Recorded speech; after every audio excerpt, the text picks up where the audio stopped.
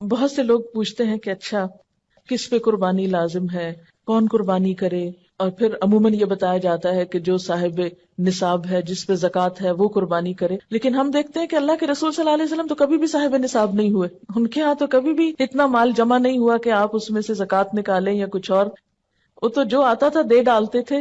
اور یہاں تک حالت تھی تنگ دستی کی کہ حضرت عائشہ رضی اللہ تعالیٰ عنہا سے روایت ہے کہ جب سے آل محمد مدینہ میں آئے، یعنی آپ صلی اللہ علیہ وسلم کی فیملی جب سے مدینہ میں آئی، کبھی مسلسل 3 رات تک گندم کے آٹے کی روٹی سے سیر نہیں ہوئی، یہاں تک کہ آپ صلی اللہ علیہ وسلم وفات پا گئے.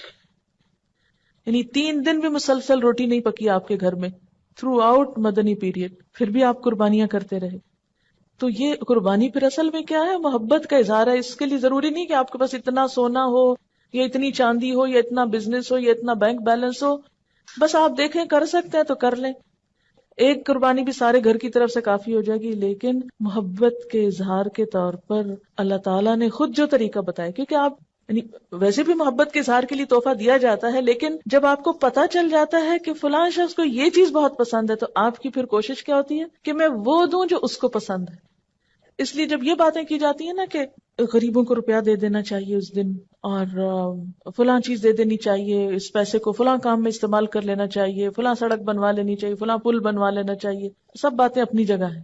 لیکن آج آپ کے محبوب کو پسند ہے کہ آپ ایک جانور قربان کریں. یہ سارا سال پل بنوائیں، سڑکیں بنوائیں، جو مرضی کرائیں، لیکن آج اس کو کون سا تحفہ پسند ہے آپ کی طرف سے؟ جانور قربان کرنا.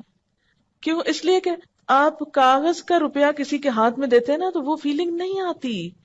جب آپ ایک اپنے پالے ہوئے جانور کے گلے پہ چھری پھیرتے ہیں، تو جن گھروں میں جانور پالا جاتا ہے نا، ان بچوں کو آپ دیکھیں وہ قریب نہیں جاتے، اس کا گوشت نہیں کھاتے کہ ہمارا پیارا جانور جو ہے وہ قربان ہو گیا. روتے ہیں باقاعدہ اس کی. اور اس وقت جو دل کی حالت ہوتی ہے وہ روپیہ کسی کو پکڑانے سے وہ جذبات نہیں پیدا ہوتے. اور یہ یاد دہانی ہے مسلسل، یا اللہ آج اس جانور کے گلے پہ چھری پھیر رہا ہوں، کل آپ نے مجھے طلب کیا نا تو میں بھی حاضر ہوں، میں اپنی جان بھی دوں گا آپ کو. کیونکہ محبت میں تو پھر کوئی بھی چیز بچا کے نہیں رکھی جاتی نا.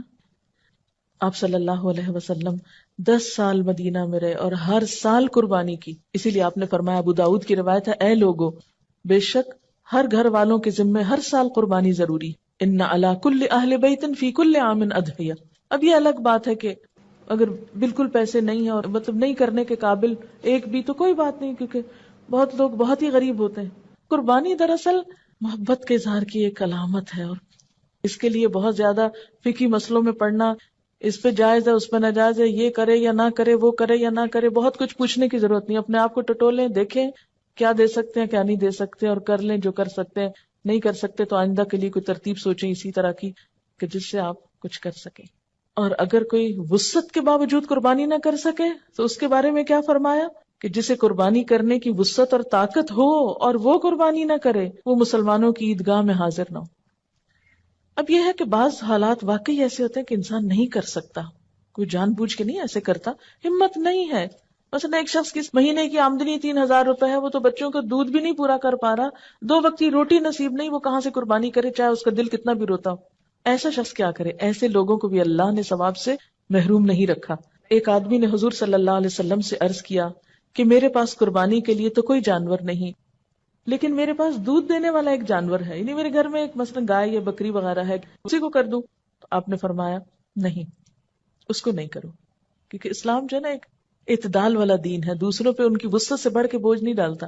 آپ نے فرمایا نہیں، بلکہ تو عید کی نماز کے بعد اپنے بال، ناخن اور مونچھیں کٹوا اور اپنے پوشیدہ بال مونڈ لے، بس اللہ تعالیٰ کے نزدیک یہی تیری پوری قربانی ہے.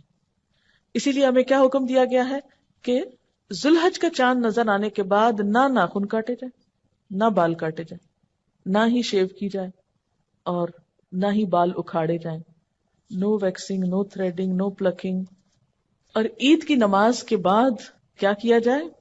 کیونکہ عام طور پر تو کیا ہوتا ہے، عید کی تیاری میں لوگ اپنے آپ کو سنوارتے بناتے ہیں، بچوں کے بال کٹوائے جاتے ہیں، حجامت کروائی جاتی ہے. لیکن اس عید کے موقع پر عید سے پہلے کچھ نہیں کرنا.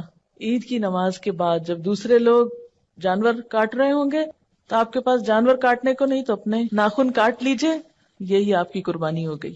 یعنی جس کے پاس وسعت نہیں، اور جس کے پاس وسعت ہے قربانی کرنا ہے، اس کے لیے بھی یہی حکم ہے.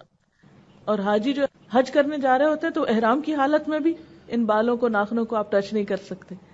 تو اس طرح حج والے اور قربانی والے اور بغیر قربانی والے سب ایک چیز میں تو شریک ہو سکتے ہیں نا. یعنی اللہ تعالیٰ ہر ایک کو نیکی کا موقع دیتا ہے.